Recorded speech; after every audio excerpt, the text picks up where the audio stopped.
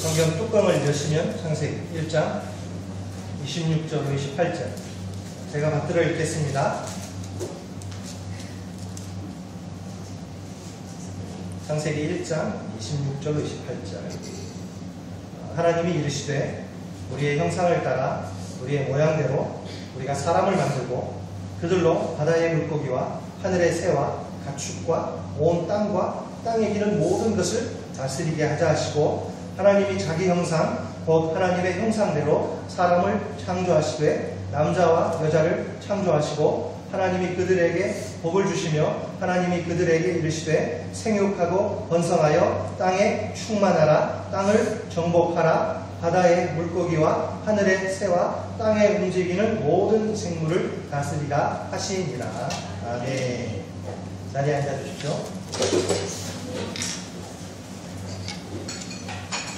같이 기도하시겠습니다. 살아계신 하나님 아버지, 연약하고 부족한 저희가 주의 말씀 앞에 섰습니다. 말씀이 우리의 힘이요 능력이요 생명임을 고백하며 주의 말씀 듣기 원하오니 성령의 기름 부심으로 인쳐주시고 우리가 진리의 말씀 생명의 말씀을 다시 한번 우리 가슴 깊이 새기고 이 말씀 붙들고 세상을 향하여 담대히 나아갈 수 있도록 도와주옵소서. 우리의 육체와 영혼을 주의 말씀 앞에 온전히 주님이 끌어주시고 우리가 이 말씀 속에서 주님을 인격적으로 깊이 만날 수 있도록 도와주옵소서. 예수님의 이름으로 기도드립니다.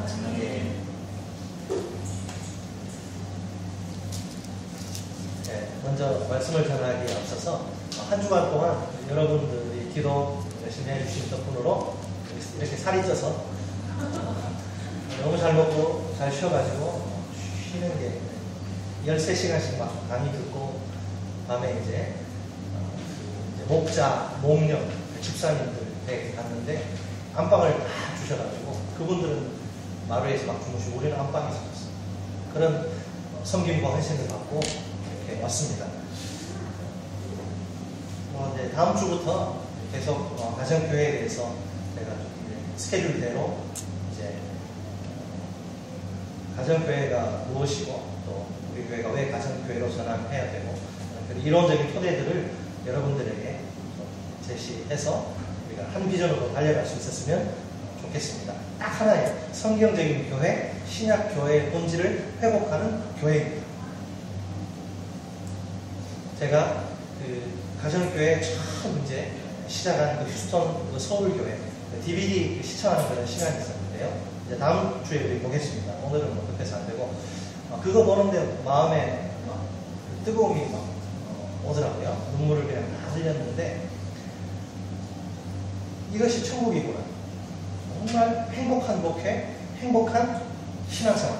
성도들이 기뻐서 어쩔 줄 몰라. 그래서 목사님들이 사모님들하고 해서 58분이 참석하셨는데 각 말하자면 이제 우리식으로 말하면 뭐 구역장쯤 되겠죠. 목자, 그 다음에 목련 집으로 다 가서 거기서 숙식을 다 하게 됐어요. 근데 최고의 섬경 원신으로.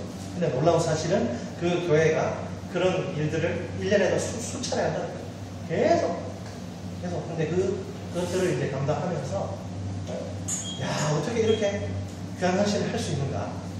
뭐라고 말씀하시냐면 그 목자들의 그 헌신과 그런 부분들이 저희는 솔직히 잘 이해가 안 돼요. 그런 걸 처음 봤으니까 모든 목사님들, 선교사님들이 깜짝 놀라고 이게 도대체 어떻게 가능하냐?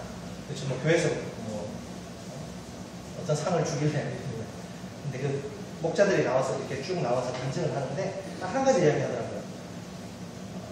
모든 헌신에는 피로도가 따른다는 거죠. 어떤 헌신을 하든지 처음에는 기쁨으로 감사함으로 해도 그 헌신의 횟수가 그리고 횟수가 이제 쌓이면 누구든지 피로를 느끼고 그래서 이제 내가 목자 5년 했다, 10년 했다, 좀 쉬었으면 좋겠다, 1년만. 그런 마음이 이제 들 텐데 자기들은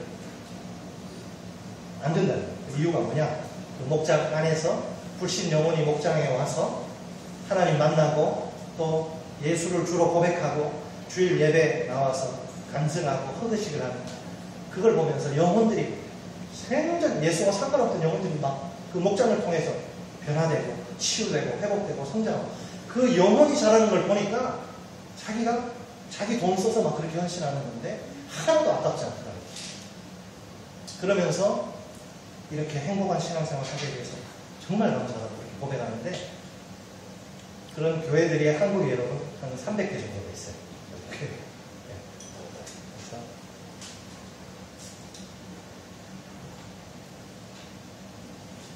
오늘 그리스도인의 직업관에 대해서 제가 말씀을 전하는데요. 이것은 제가 지난 수요 예배 때 전했던 말씀이고, 이제 직장생활 준비하는 청년이나 아니면 직장생활을 하고 있는 우리 장년이나 반드시 들어야 하는 중요한 말씀이기 때문에 제가 이 말씀을 전합니다. 열정제 같은 경우는 한 2번은 들었을 거예요. 근데 너무 중요한 말씀이기 때문에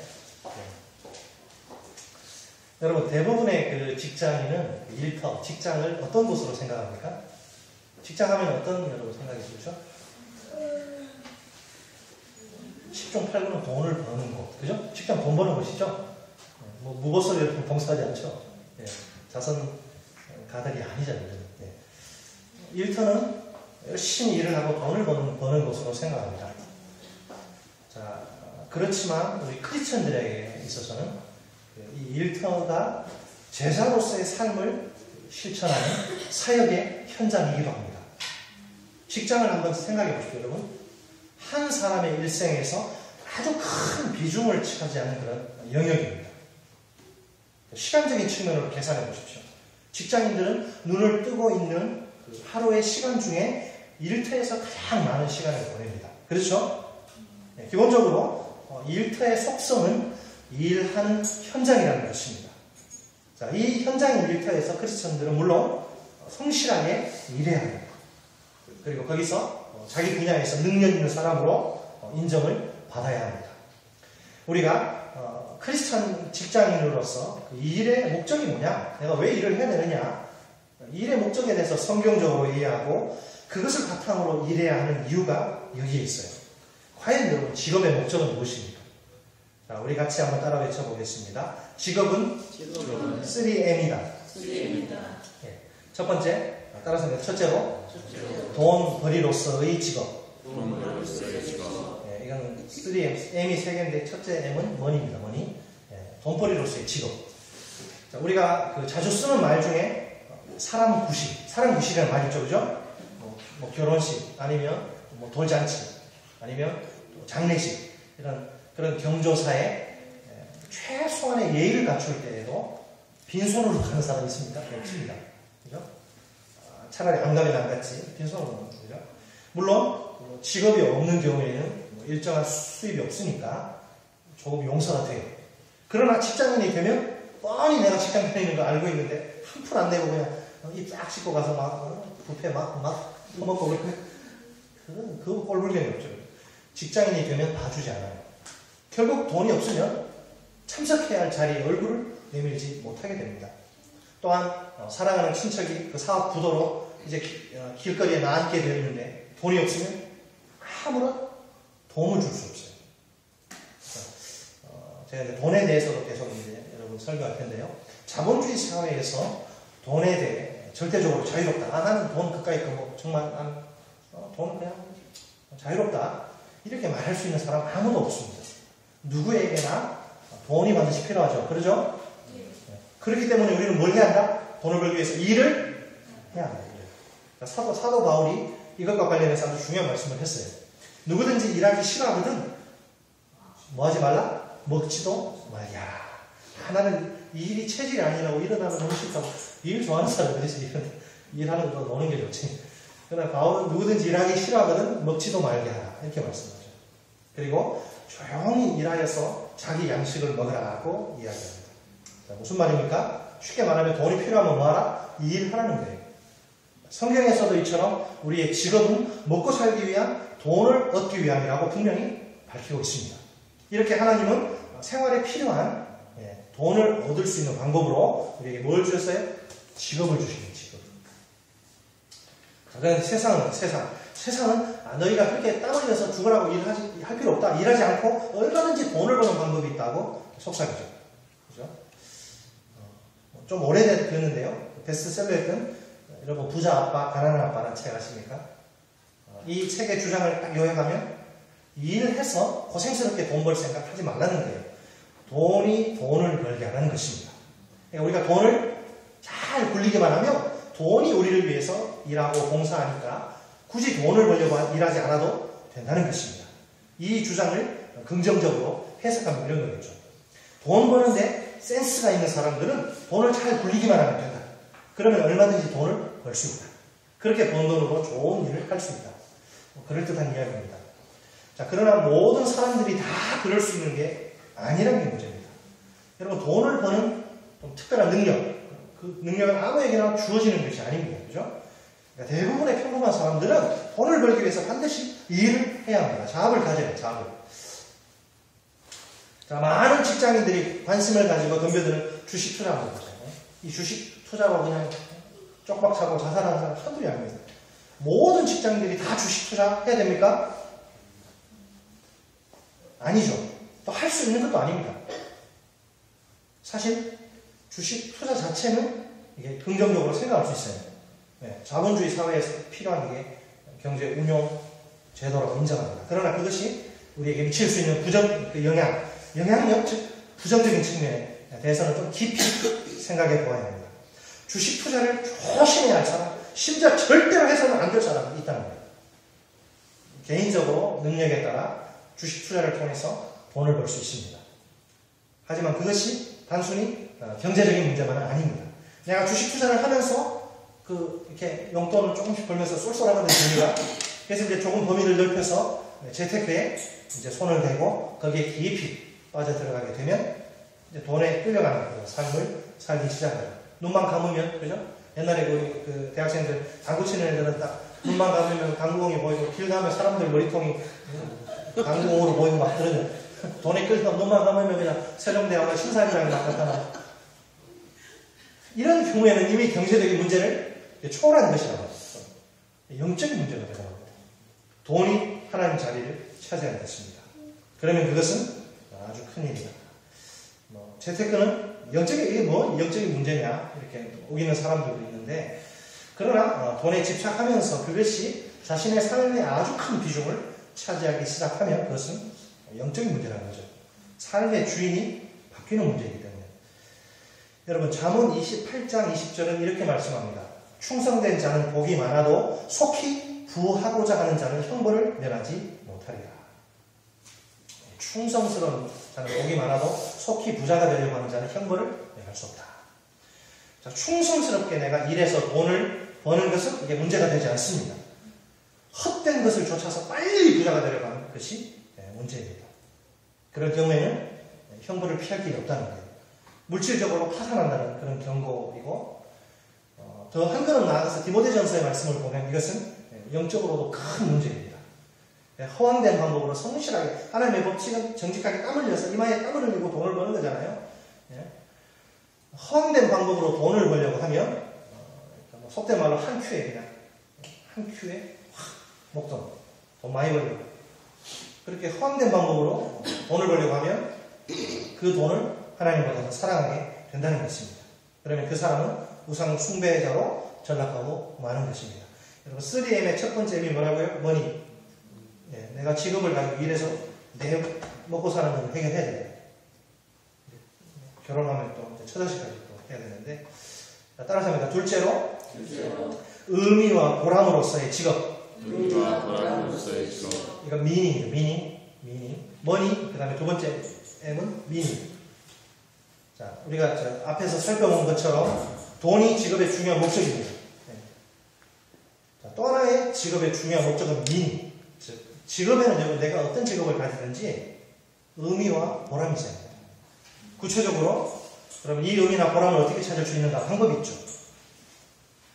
첫째는 내가 가진 직업이 그것이 무엇이든지 간에 사람들에게 유익이 되느냐 그렇지 않느냐 판단해 보면 됩니다. 예를 들어서 마약 팔아서 마약에게 돈 이익이 굉장히 많이 났거든요. 마약을 팔아서 그 돈으로 먹고 사는 사람들 있어요. 한번 생각해 보십시오. 주로 이제 조폭들인데 그들은 마약 판매를 통해서 엄청난 돈을 벌어들입니다. 그게 사람들에게 유익을 주는 것이냐? 여러분, 이게 한번 생각해 보십시오. 그게 의미 보람이 있습니까? 자기가 판 마약으로 사람들이 다 망가지고 막 가정 파탄나고 막 마약 중독 해가지고 그냥 인생 망치는데. 그러니까 그렇게 망가지는 사람이 많을수록 나는 돈을 많이 버는데 내 직업 괜찮습니까? 의미가 전혀 없는 직업이죠. 자, 그럼 우리 사회에 직업이 많아요. 직업이 뭐 한 10,000개, 20,000개, 뭐 얼마나 많습니까? 돈을 버는 것은 분명한데 사람들에게 유익을 주지 않는 그런 직업. 어떤 게 있을까요? 가장 쉽게 떠올릴 수 있는 건 술과 관련된 직업. 술 때문에 여러분 벌어진 각종 사건과 사고. 박시우 사고친도 보세요. 세미나 하면서도 그 소식을 알고. 술 때문에 이게 뭔 꼴이게. 그 오랜 그 무명 생활을 뚫고 이제 완전히 이제 떴는데 일본에도 지금 박시우 팬들이 난리가 나요. 술 때문에 벌어지는 각종 사건과 사고가 얼마나 많아요. 술 먹다가 잘 그냥 혼자 이렇게 먹으면 되지. 옆 테이블 손님과 시비 붙어가지고 그냥 홧김에 시칼 막 휘두르는 사람들. 주위 사람들이 막 너 술 먹었으니까 안 된다. 운전대 놔라. 너 대리운전 시켜라. 예, 무사고 20년 된 차량입니다. 큰 소리 빵빵 치다. 음주운전 하나. 사람 치워주기로 쇠거나 차고 콩밥 먹는 사람들. 이런 예를 들면 한도 끝도 없어요. 술을 많이 팔아서 사람들에게 유익을 끼치는 일, 이건 있을 수 없습니다. 술과 관련된 직업 가지면 된다, 안 된다? 절대 안 된다. 또 다른 예를 들면, 누드 모델, 포르노 배우. 직업 좋습니까? 네? 그냥, 음란의 죄 가운데 사람들 빠뜨리는. 누가 뭐래도 그런 직업은 우리 크리스천들에게는 곤란하다는 거예요. 그러니까 의미가 있느냐, 보람이 있느냐, 무엇을 기준으로 한다? 사람들에게 유익이 되느냐, 아니면 사람들 유익이 되지 않느냐. 둘째로, 또 어떻게 하면 그 직업을 통해서 내가 의미나 보람을 얻을 수 있어요? 내가 즐기면서, 내가 기뻐하면서 일할 수 있는 직업인가. 적성이 맞아요. 그게 정말 중요합니다. 자기 직업에 대한 애정과 사랑이 있어야 합니다. 자, 우리 오늘 본문, 이건 책갈 별것도 없네. 뚜껑만 넘기면 되니까. 자, 전도서 3장 22절. 전도서 3장 22절.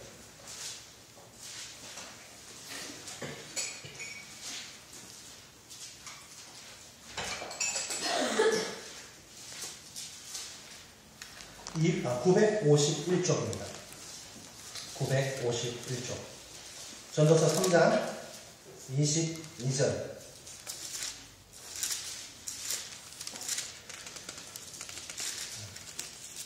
전도서 3장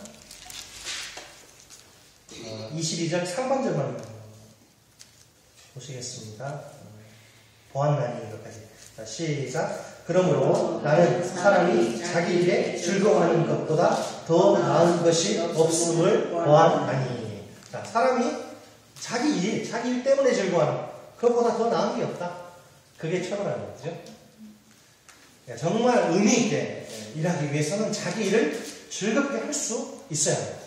자, 전문가들은 우리 청년들에게 특히 이제 직업 선택을 할 때 정말 조심해라. 유의할 사항을 이렇게 이야기합니다. 많은 사람들이 선택한다고 자신에게 좋은 직업은 아니다. 자신이 재미있게 즐기면서 할 수 있는 직업이라면 당신에게 안 맞다. 여러분, 하기 싫은 일을 억지로 하는 끔찍한 고통입니다. 1, 2년 아니고 10년, 20년 한다고 생각해보세요. 적성에 맞지 않는 직장 때문에 오늘도 그냥 이직을 고민하는 청년들이 얼마나 많습니다. 저는 마이클 조던을 되게 좋아하는데 그 마이클 조던의 그 자기 직업에 대한 사랑, 정말 감동입니다. 농구 황제라고 하잖아요. 마이클 조던을 에어조단.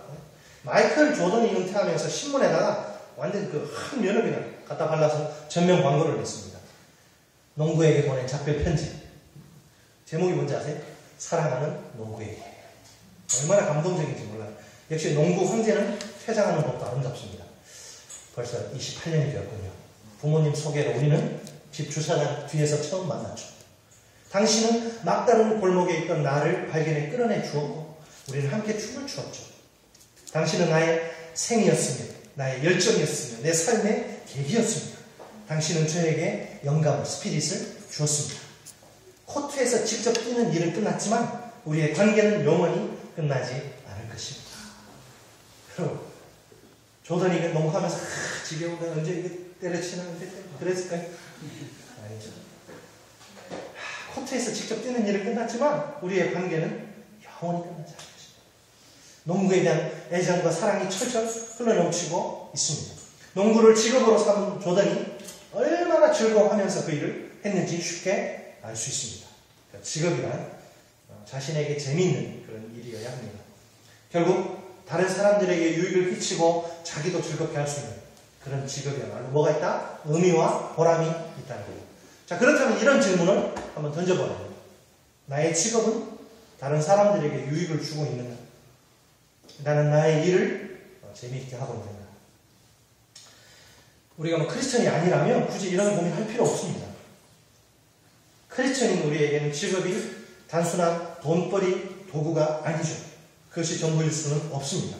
직업은 반드시 의미와 보람의 차원에서 우리 자신을 만족시킬 수 있어야 합니다. 자, 따라서 셋째로 사명으로서의 직업. 사명으로서의 직업. 미션. 직업은 미션. 자, money, meaning, mission. 3에. 돈, 의미나 보람, 그 다음에 사명. 여러분, 2000년, 좀 오래됐죠. 13년 전, 2000년 6월에 발생한 초유의, 이런 일이 없었거든요. 의사들의 전국적인 집단 폐업이 있었어요. 그래서 얼마나 많은 환자들이 고통당했는지. 그때 그 한국 누가회라고 하는 기독 의사단체에 속한 크리스천 의사들은 의료 대란의 그 소용돌이 속에서 우리는 의료 현장에 떠날 수 없다. 복귀. 의료 현장에 다시 돌아가야 한다. 이것을 선언합니다. 여전히 그 현실적인 문제들이 해결되지 않은 상황입니다. 그러나 그들은 우리가 누구인가? 의사이기 전에 크리스찬이다. 크리스찬 의사라는 정체성, 아이덴티티를 두고 고민합니다. 그들에게는 지금 어떤 상황 속에서도 성심성의껏 돌봐야 환자들이 있는 거예요. 할 수 없이 그들은 진료에 나서겠다는 성명을 발표합니다. 그래서 얼마 지나지 않아서 파업이 철회가 됩니다. 그래서 그 일은 크리스찬 그 의사들의 의료 현장 복귀는 성명서 발표는 이게 별 주목을 받지 못해요. 그러나 분명히 이것은 크리스찬 의사들로서 굉장히 의미 있는 선언입니다. 왜 다른 의사들은 파업을 계속하는데 크리스찬 의사들은 그것을 철회하고 진료를 하겠다고 선언할까요? 그들에게 있어서 직업은 단지 돈을 버는 수단만이 아닙니다. 또한 자신들의 삶의 의미나 보람을 찾는 수단만도 아닙니다. 그들은 그런 직업의 목적에서 한 걸음 더 나아간 것이죠. 의사라는 그 직업을 하나님의 부르심, 하나님의 콜링, 하나님의 부르심이라는 사명으로, 소명으로 인식합니다. 사실 그들이 그 일을 놓고 얼마나 고심했겠습니까? 여러분, 이 의사들 세계는 막 그 조인트 따고 그래요. 선후배간 서열 의식, 그리고 동질 집단 의식이 굉장히 강합니다. 그래서 다 모든 의사들이 다 파업에 동참했는데 자기 안 하면 어때요? 평생 낙인 찍혀가지고 왕따 안 하고 평생 의사 못할 수도 있어요. 그렇기 때문에 그런 결정을 내리는 거 결코 쉬운 일이 아닙니다. 뭐가 필요해요? 대단한 용기가 필요합니다. 자, 이제 오늘 본문으로 넘어와서 창세기 1장 28절은 우리에게 하나님이 인간에게 주신 최초의 사명에 대해서 말씀하고 있습니다. 여러분, 하나님은 천지를 창조하신 후 누구에게만 일을 주실까요? 오직 인간에게만 유일하게 일을 주십니다. 돼지, 소, 그는 생육하고 번성하는 것으로만 그냥 만족하게 하세요. 여러분, 동물들이, 목사님 보세요. 동물들 막 움직이지 않습니까? 동물들이 움직이는 거 그 일 아닙니다. 그건 자비 아니에요. 본능. 그러나 사람에게는 어떤 사명을 주세요? 일을 주세요?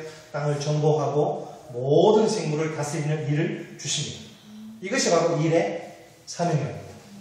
이 사명은 비단 그리스도인들에게만이 아니라 모든 사람들에게 해당됩니다.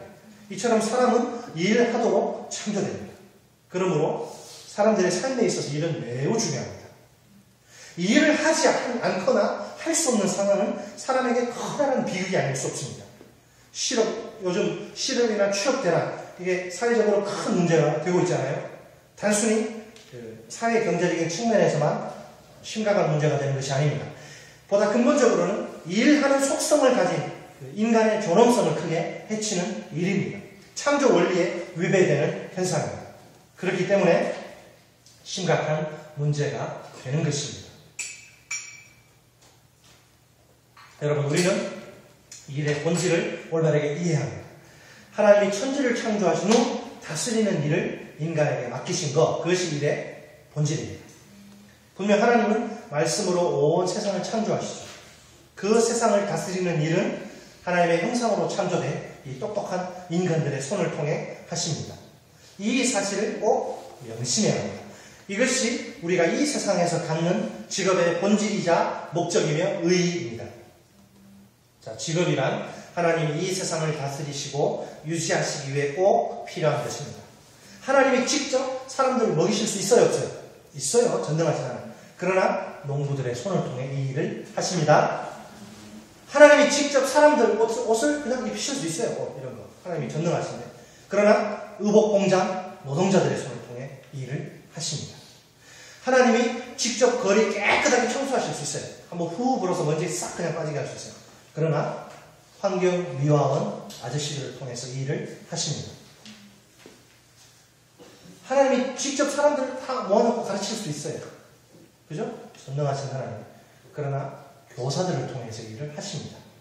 하나님이 직접 이 세상 돌아가는 소식들을 사람들에게 알려주실 수 있어요. 하나님의 메가폰으로 한번 쫙 하면 지구에 쫙 그 소식 딱 보죠. 박시우 큰일 났다. 쫙. 자, 그러나 이 일을 어떻게 누구를 통해서 하세요? 신문사 기자들, 또 방송국 직원들을 통해서 이 일을 하십니다. 하나님이 죄진 인간들 직접 막 그냥 손으로 죄진 인간들 손 잘라버리고 눈으로 죄진 인간들 눈 하나 뽑아버리고 하나님이 직접 범죄자들 처벌하실 수 있어요. 그러나 하나님이 이 일을 자기가 안 해요. 누구한테 맡겼어요? 경찰, 검사들, 판사들을 통해서 일을 하십니다. 하나님이 이 나라를 다스릴 수 있어요, 없어요? 얼마든지 다스릴 수 있어요. 그러나 누구를 통해서 하세요? 직접 하지 않아요. 정치인들을 통해서 일을 하십니다. 박근혜 대통령이 됐잖아요. 이제 취임하잖아요. 다른 직업도 마찬가지라는 거예요. 그렇다면 직업은 얼마나 중요한 것입니다. 하나님 대신 이 세상을 다스리기 위해서 내가 직업을 갖고 있는 거예요.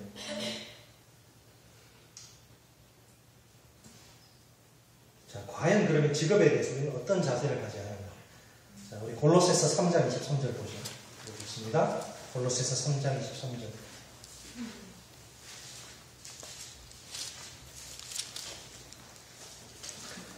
(328쪽) 신약성경 328쪽입니다.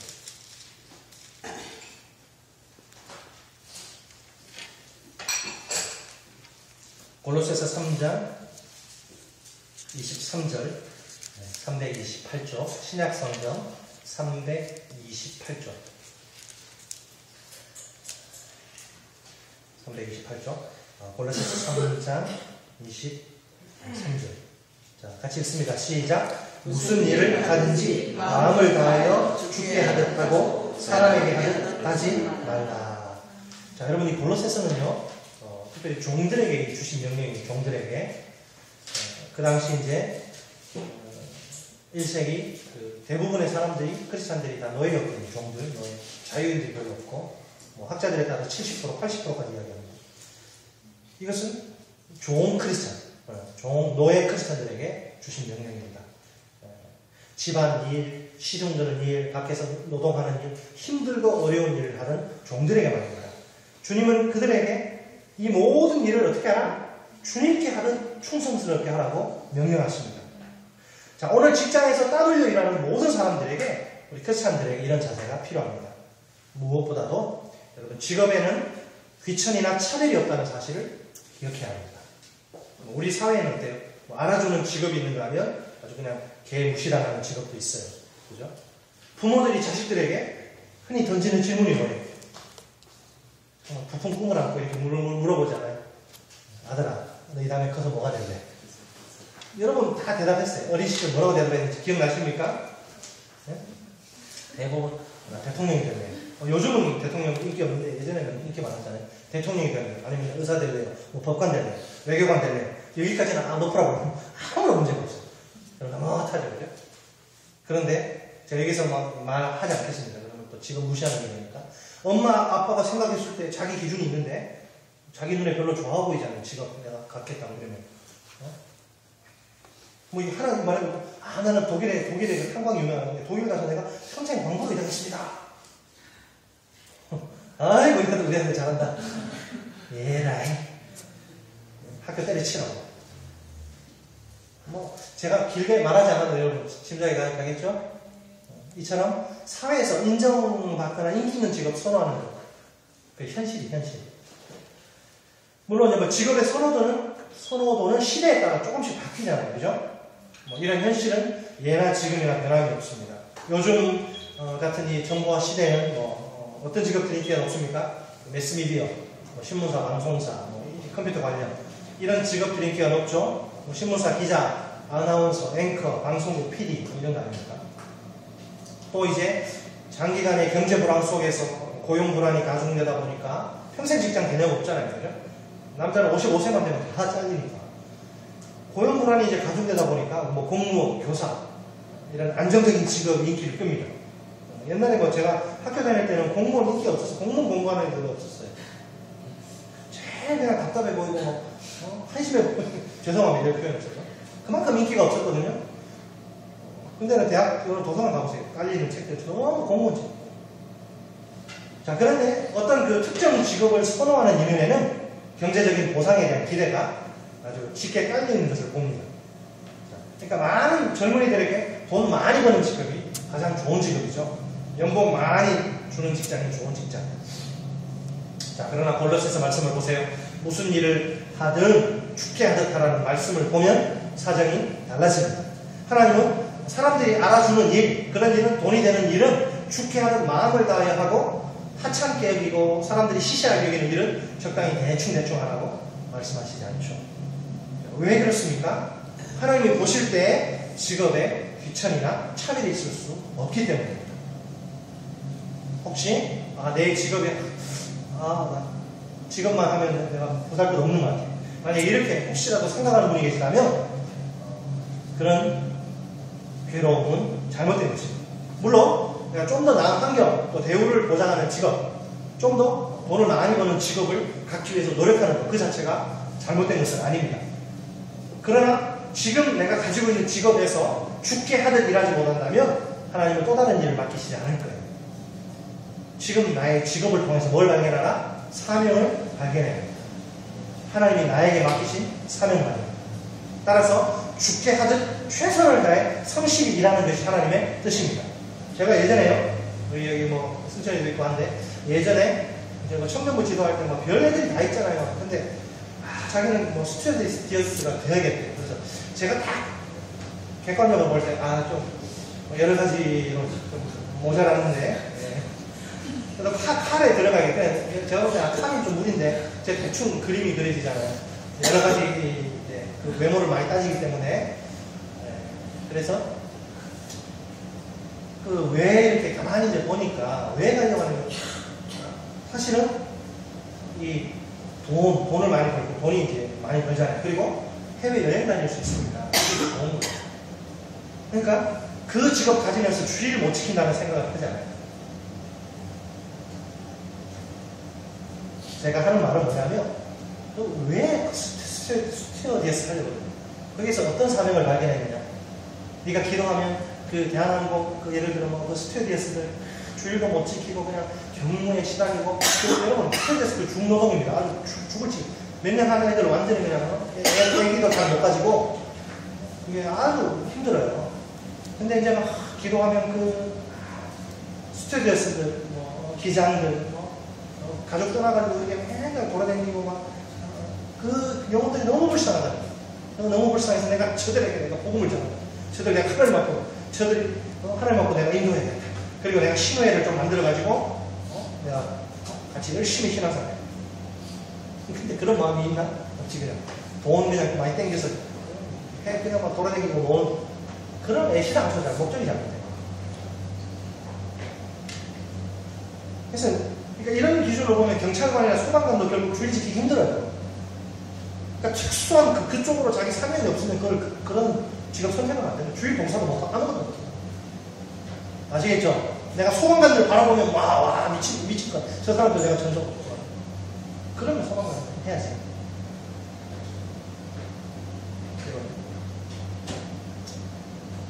직업이 사람들이 그 직업을 알아주든 알아주지 않든 심지어 노예직 하는데 노예 일 얼마나 천한 일입니까? 그것도 죽게 하듯 하라고 하시는 이게 하나님의 뜻인데 어떤 직업을 통해서 그러니까 사명을 발견해야지 그렇게 할 수 있는 거예요. 내가 직업에 아무 사명 없고 그냥 돈벌이만 하고 이런. 물론 일의 종류도 생각해야 합니다. 그죠? 일의 종류도 생각해요. 그 일이 뭐 세상에서 인기가 있냐 인기가 없느냐 그거 아니고 일의 종류. 내가 크리스천인데 나이트클럽, 반란주점, 룸살롱, 호스트바, 도박장에서 일할 수 없잖아요. 사회적으로 지탄의 대상인 부동산 투기에 그냥 뛰어들어서 그런 게 안 되겠죠. 아무리 취업 대란에 공포가 내 목을 조여와도 사회와 사람들을 병들게 하는 악한 직업은 선택하지 말아야죠. 아무리 많은 돈을 벌 수 있어도 윤리적으로 문제가 있는 직업들에는 눈길을 주지 말아야죠. 적어도 사람들에게 유익을 주고 의미 있는 직업이어야지 사명을 가지고 일할 수 있습니다.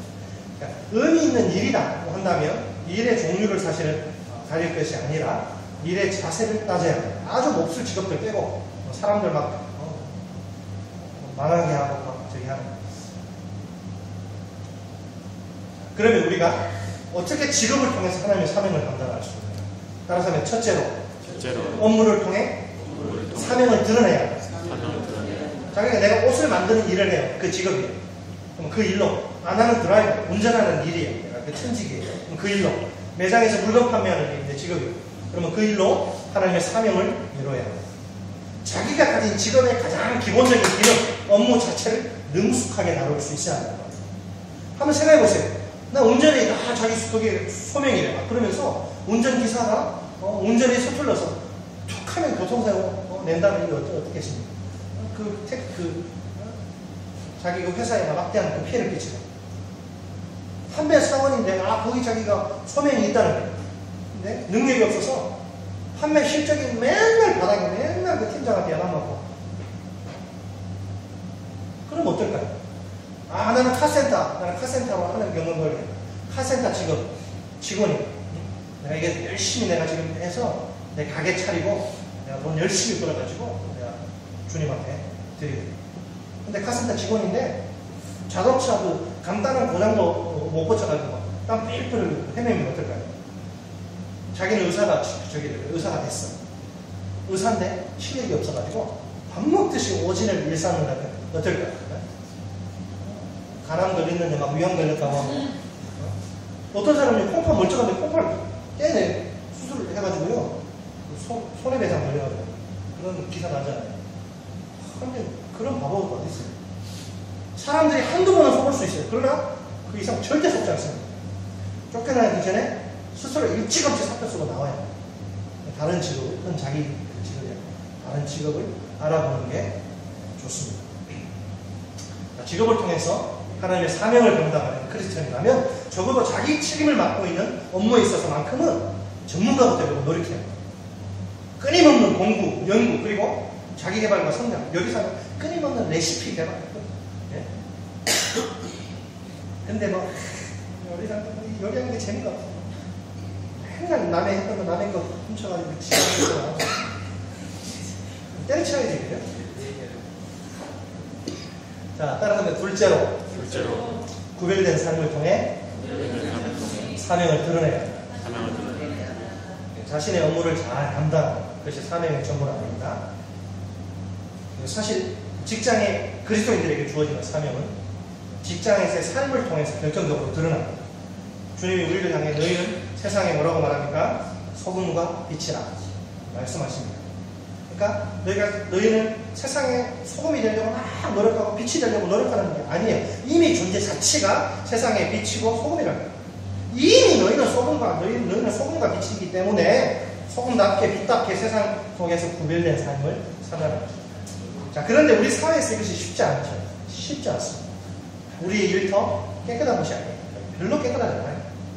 몇 년 전에 그 국가 투명성 기구라는 단체가 있는데, 그래서 이제 국가별로 그 부패 지수를 쭉 발표했는데, 야, 정말 창피해서. 우리나라가 세계 90개 나라 조사했는데 몇 등인지 아세요? 48등이었어, 48등. 물론 이게 공직자들의 부정과 부패 행적의 통계입니다. 그러나 여러분, 공직세계 부패가 민간기업과 연관되지 않을 수 없는 게 우리나라의 현실 아닙니까? 그렇다면 우리 사회의 부패가 얼마나 심각한지 알 수 있습니다. 우리 직장인 그리스도인들이 이런 각종 부정과 부패와 비리 현실 속에서 살고 있습니다. 그렇지만 직장에서 하나님의 사명을 감당하기 위해선 그리스도인답게 살려고 몸부림치는 거룩한 투쟁이 불일듯 일어나요. 구별된 삶을 통해서 저 사람은 우리와는 다르구나. 구별된 삶을 통해서 하나님이 주신 사명을 분명히 드러낼 수 있어야 합니다. 셋째로 인간관계를 통해서 사명을 드러내야 한다. 우리 그리스도인들은 직장에서 인간관계를 잘 맺어야 합니다. 우리가 구별된 삶을 살다 보면 어떤 위험이 있어요? 왕따, 격리되기 쉬워요. 그러다 보면 사람들과의 관계가 안 좋아지게 됩니다.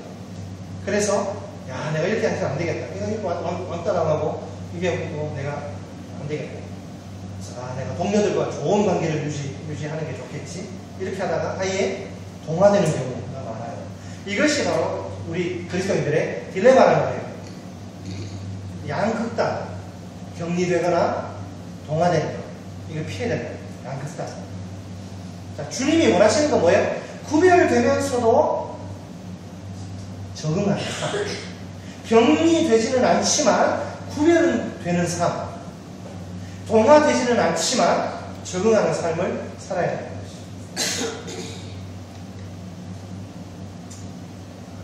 말은 쉽지만 굉장히 어렵습니다. 그죠? 여러분, 우리가 좋은 관계를 유지하기 위해서 필요한 그런 타협이 아닙니다. 로마서 12장 18절을 보면 할 수 있거든. 너희로서는 모든 사람과 더불어 화목하라는 말씀이 있어요. 모든 사람과 평화로운 관계를 유지하라는 말입니다. 이상하게 생각하지 마세요. 할 수 없으면 포기하라는 말이 아닙니다. 내 신앙을 지킬 수 있는 한 모든 사람과 평화라는 것입니다. 자기 자존심을 좀 포기해야 합니다. 손해나는 것도 감수해야 합니다. 사람들과의 관계를 잘 유지하는 일에 최선을 다해야 합니다. 물론 신앙을 타협해야 하는 경우라면 인간관계를 우선시할 수 없습니다. 그럴 때는 목숨 걸고 싸워야 합니다. 신앙을 지켜야 합니다. 여러분, 우리 직장인들 술자리 술 안주, 정말 좋은 술 안주가 뭔지 아세요? 이건 베스트 술 안주. 돈도 별로 안 들고 직장 상사 막 씹는 거. 직장 상사 최고의 안주죠. 직장 상사와의 관계가 최대리, 여자 최대리죠. 히스테리인가 봐. 노처녀 히스테리 막 이렇게 막 직장 상사와의 관계가 너무 힘들다고 하소연하는 경우가 많죠. 그래서 술만 먹으면 그냥 막 직장 상사 씹는데, 저도 마찬가지입니다. 일반 직장은 물론 아닙니다. 교회에서 윗사람 때문에 한 4년 정도 그냥 엄청난 스트레스 받은 적이 있어요. 그래서 이 문제 때문에 고통당하는 마음을, 여러분들의 마음을 잘 이해할 수 있습니다. 아무것도 아닌 거 가지고 사사건건 트집 잡고 이렇게 보고서 쓰면 이거 왜 글자 틀렸네 막 집어던지고 막 불불불. 그래서 너무 괴로우니까 내가 지금 도대체 뭐하고 있냐, 이 사람 내가 시다발이도 아닌데 도대체. 어떤 때는 정말 괴로워서 하루에 몇 번씩 사표 쓰고 싶은 생각에 정상 근무가 될 리가 없죠.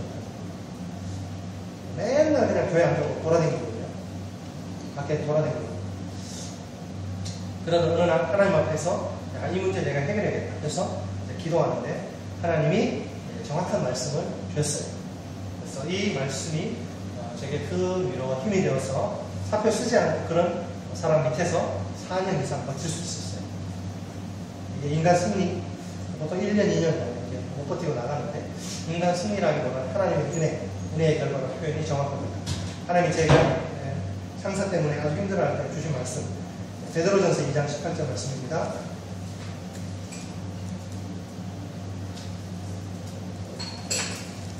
베드로전서 2장 18절.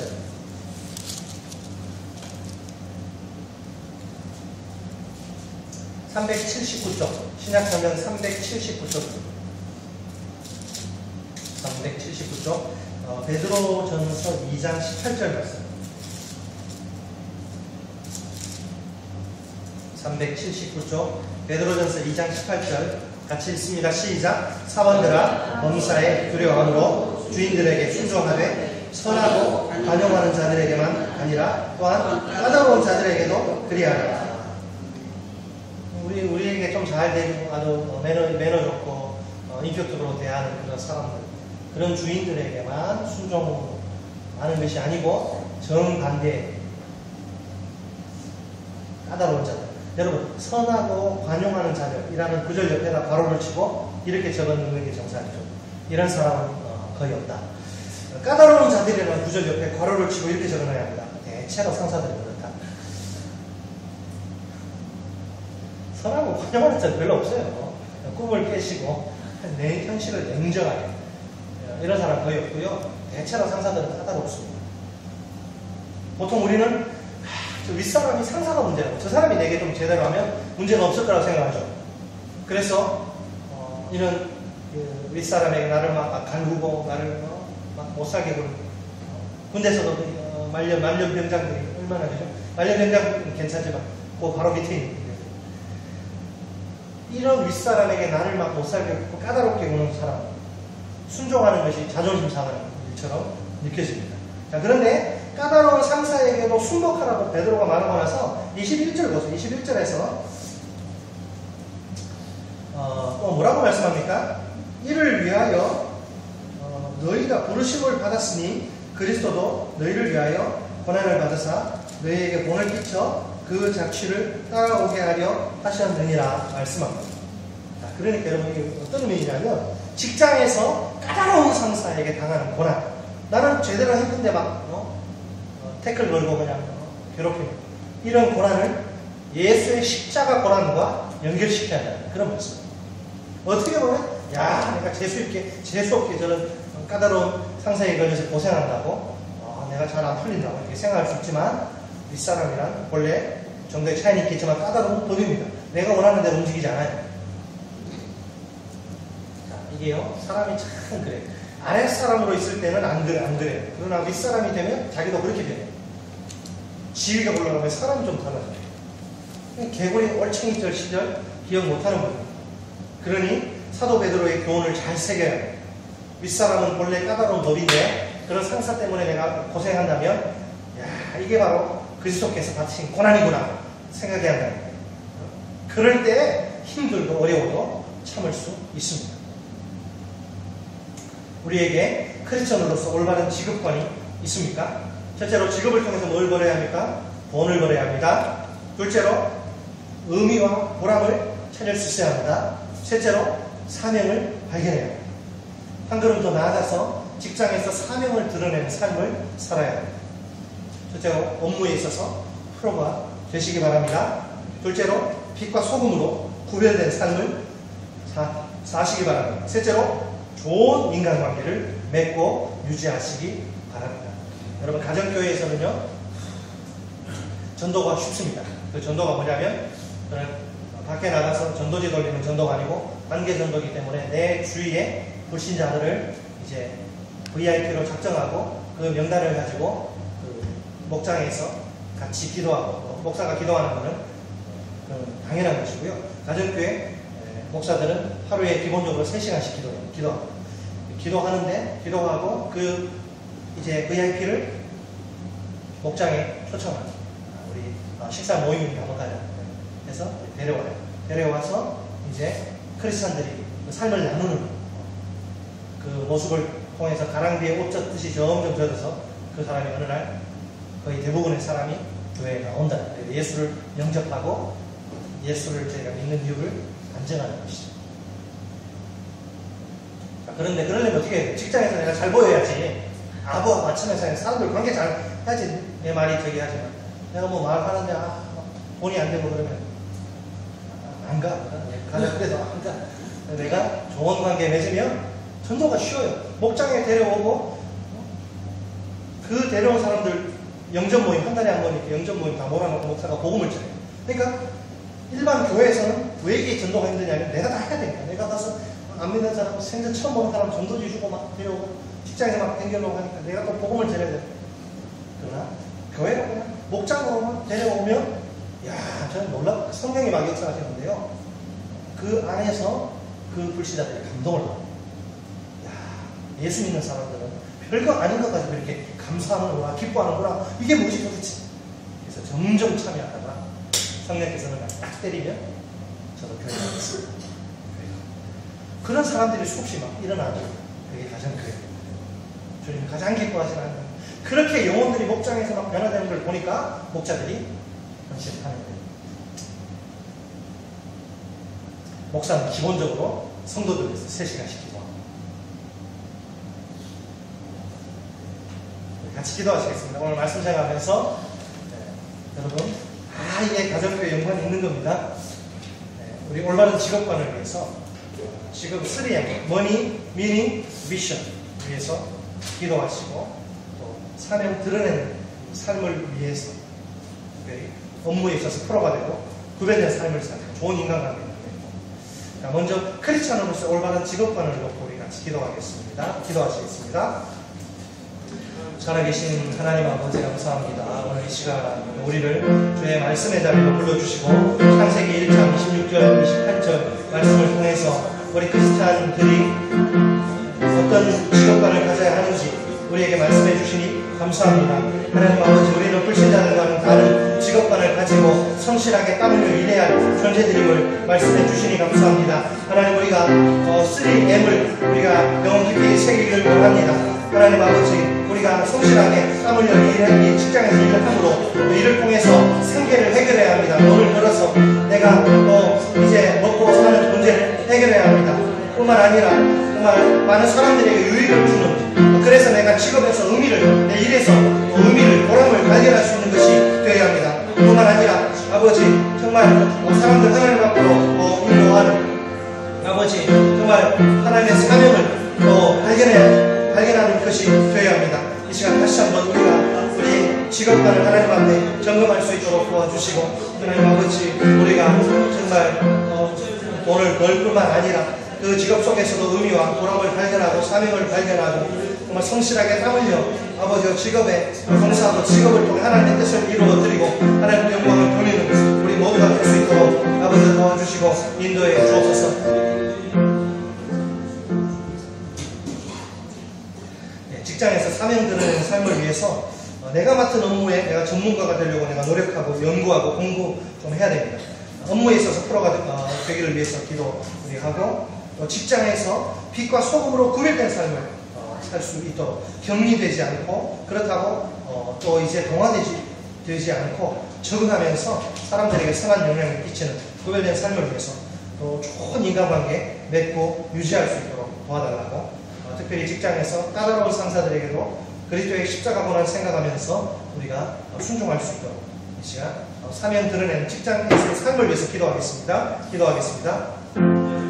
좋으신 하나님 아버지, 우리가 직장에서 사명을 드러내는 삶을 살 수 있도록 주님 도와주시기를 원합니다. 아버지, 우리가 업무에 있어서 정말 직업에는 아버지 비천이 없음을 알고, 또 아버지 내게 주신 직장에서 아버지 업무에 있어서만큼은 내가 사람들에게 또 인정받을 수 있는 실력을 갖출 수 있도록, 내가 프로가 될 수 있도록, 전문가가 될 수 있도록 주시기 원합니다. 내가 어떻게 하면 내 일을 잘 할 수 있을까, 지금보다 더 잘할 수 있을까 끊임없이 노력하고 아버지 연구하고 공부할 수 있도록 아버지 도와주시기를 원합니다. 또 아버지 업무에 있어서 내가 또 아버지 빛과 소금으로 구별된 삶을 살 수 있도록 도와주어서 크리스찬의 정체성, 내가 빛으로 소금으로서의 정체성을 지키면서 아버지 구별된 삶을 살기 원합니다. 불신자들과 격리되지 않도록 도와주시고, 또 불신자들과 동화되지 않도록 도와주시고, 아버지 정체성을 지키면서도 아버지 우리가 잘 적응하며 살 수 있도록 도와주시기 원합니다. 또 직장에서 상사들과 또 동료들과 후배들과 좋은 인간관계를 맺을 수 있도록 도와주시고, 아버지 그 인간관계 유지할 수 있도록 아버지 도와주시기를 원합니다. 사람 영향력을 끼치며 아버지 살 수 있도록 도와주옵소서. 살아계신 하나님 아버지, 우리가 크리스찬으로서 올바른 직업관을 붙들고 행복한 직장생활을 할 수 있도록 도와주옵소서. 직업을 통해서 우리가 돈을 벌고 스스로의 생계를 해결할 수 있도록 도와주시고, 또 직업 속에서 다른 사람들의 유익을 끼치는 그런 의미와 또 보람을 이제 찾을 수 있도록 도와주시고, 하나님 뜻을 이루어 드리는 사명을 또한 발견할 수 있도록 도와주옵소서. 정말 직장에서 사명을 드러내는 삶을 살기 원합니다. 우리가 업무에 있어서 프로가 될 수 있도록 내가 맡은 일 오늘보다는 내일, 내일보다는 모레 더 잘할 수 있도록 끊임없이 노력하고 연구하고 공부할 수 있도록 도와주시고, 또 빛과 소금으로서 이제 정체성을 지키며 구별된 삶을 살 수 있도록 도와주옵소서. 주님, 적응은 하되 격리되지 않게 하시고 동화되지 않게 하시고, 아버지 정말 좋은 인간관계를 맺고 유지하며 선한 영향력을 끼치며 직장생활을 할 수 있도록 도와주시고, 그래서 그 직장에 믿지 않는 영혼들 주께로 인도하는 우리 모두가 될 수 있도록 도와주옵소서. 예수님의 이름으로 기도드립니다. 아멘. 찬송 330장 마지막에 보시겠습니다.